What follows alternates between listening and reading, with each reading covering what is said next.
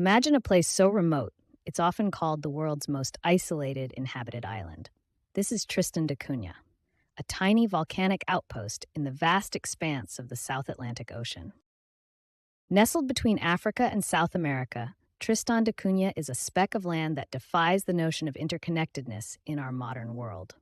This red dot represents its location, a testament to human resilience in the face of geographic isolation. To truly grasp the island's isolation, consider these staggering distances. 2,787 kilometers to the nearest continent, Africa. That's roughly the distance from New York to Denver. To reach South America, you'd need to travel 3,360 kilometers, comparable to the distance between London and Moscow. Even Antarctica, the frozen continent, is a distant 4,300 kilometers away. These vast expanses of ocean underscore the extraordinary remoteness of Tristan da Cunha. As we zoom in on Tristan da Cunha, imagine the lives of the approximately 250 people who call this remote island home. They live in a world where the nearest shop is a week's boat journey away, and where self-sufficiency isn't just a virtue, it's a necessity. With the continents fading from view, we're left with Tristan da Cunha, surrounded by the vast South Atlantic. This isolation shapes every aspect of life on the island, from its unique ecosystem to the tight-knit community that has developed over generations. It's a place where the rhythms of nature and the bonds of community take precedence over the fast-paced interconnectedness of the modern world. Tristan da Cunha, a volcanic island born from the depths of the South Atlantic Ocean, stands as a testament to the raw power of Earth's geological processes. This remote outpost, shaped by millions of years of volcanic activity, exemplifies how isolated landmasses can form in the vast expanse of our oceans. The island's dominant feature, Queen Mary's Peak, is not just a mountain, but a window into the island's fiery past. This volcanic cone, formed by layers of solidified lava and ash, represents the culmination of countless eruptions that have shaped Tristan da Cunha over millennia. With a diameter of approximately 12 kilometers, Tristan da Cunha's compact size belies its global significance. This measurement gives us insight into the scale of volcanic island formation, demonstrating how even relatively small landmasses can persist in the face of oceanic forces. Edinburgh of the Seven Seas, the main settlement, clings to the north coast of the island. Its location is no accident. This area offers one of the few relatively flat spaces on the island and the best access to the sea. This settlement pattern illustrates how human habitation adapts to the challenging conditions of volcanic islands. Queen Mary's Peak soars to an impressive height of 2,062 meters above sea level. This elevation is a key factor in the island's climate and ecology. The peak often captures clouds, creating a unique microclimate that supports the island's diverse flora and fauna, despite its isolation. Tristan da Cunha is not a dormant relic, but an active volcano. Its most recent eruption in 1961 serves as a potent reminder of the dynamic forces that continue to shape our planet. This event dramatically illustrates the precarious balance between geological activity and human habitation on volcanic islands. Tristan da Cunha's unique geography and extreme isolation make it a living laboratory for studying island biogeography, volcanic processes, and human resilience. Its status as one of the most remote inhabited places on Earth offers invaluable insights into how life adapts and thrives in the face of geographical challenges. Tristan da Cunha, a tiny volcanic island in the South Atlantic Ocean, holds the title of the most remote inhabited place on Earth. Let's journey through its fascinating history, spanning over 5 centuries. In year, a significant milestone occurred on Tristan da Cunha event. By this time, the island's population had reached population data inhabitants. This growth reflects the island's changing circumstances and its resilience in the face of isolation. This timeline illustrates the key moments that have shaped Tristan da Cunha's unique history. From its discovery in 1506 to the present day, we can see how this remote island has evolved, facing challenges such as volcanic eruptions while maintaining a small but persistent population. Tristan da Cunha, a tiny speck in the vast South Atlantic Ocean, is home to one of the world's most isolated and unique ecosystems. This remote island harbors an array of endemic species, but we'll focus on two remarkable inhabitants that have adapted to this isolated environment over millennia. First, we have the majestic Tristan albatross, a critically endangered seabird that spends most of its life soaring over the ocean, returning to the island only to breed.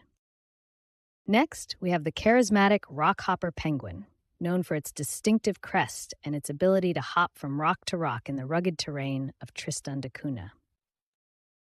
Despite their remarkable adaptations, these species face significant challenges in their isolated home.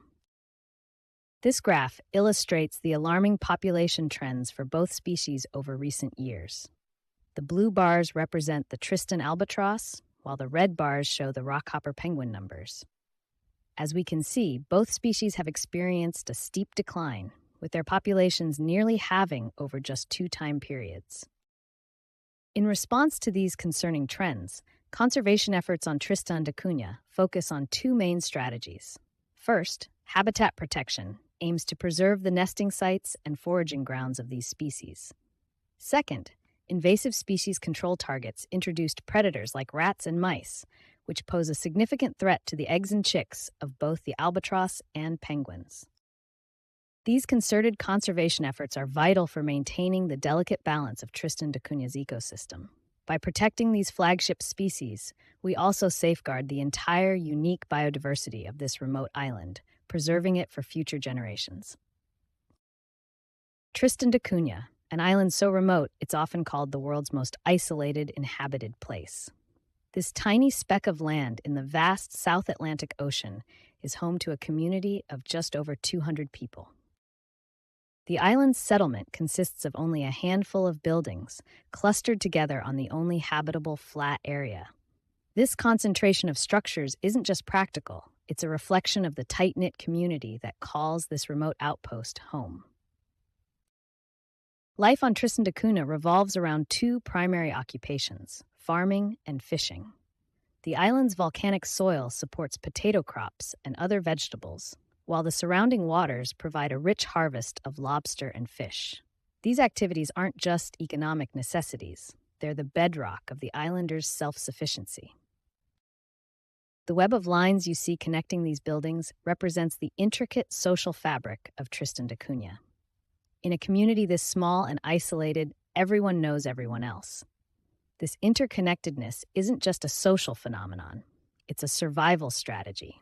Cooperation and mutual support are essential when you're thousands of miles from the nearest continent. Life on the world's most remote inhabited island comes with unique challenges. 2 of the most significant are extreme isolation and harsh weather conditions. These aren't just inconveniences, they shape every aspect of life on Tristan da Cunha. Despite these formidable challenges, the islanders have developed resilient systems for supply delivery and communication.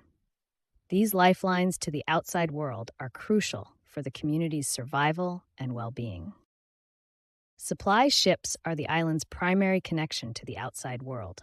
These vessels, arriving only a few times a year, bring essential goods, medical supplies, and mail. Their arrival is always a significant event, highlighting the islanders' reliance on these infrequent deliveries.